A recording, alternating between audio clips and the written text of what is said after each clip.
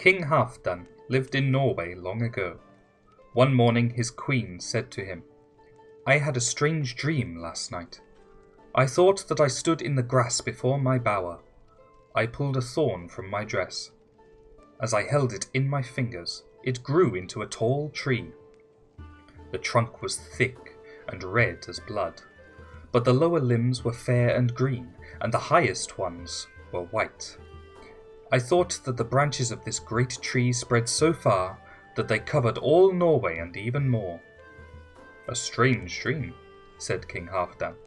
"Dreams are the messengers of the gods.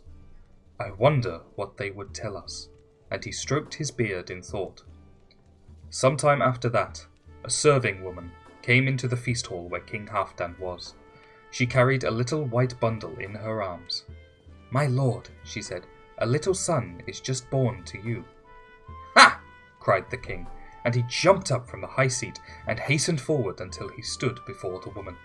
"Show him to me," he shouted, and there was joy in his voice.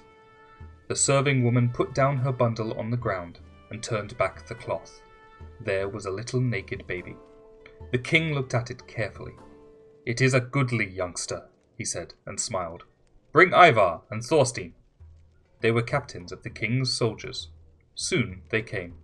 "Stand as witnesses," Halfdan said. Then he lifted the baby in his arms, while the old serving woman brought a silver bowl of water. The king dipped his hand into it and sprinkled the baby, saying, "I own this baby for my son. He shall be called Harald. My naming gift to him is 10 pounds of gold." Then the woman carried the baby back to the queen's room.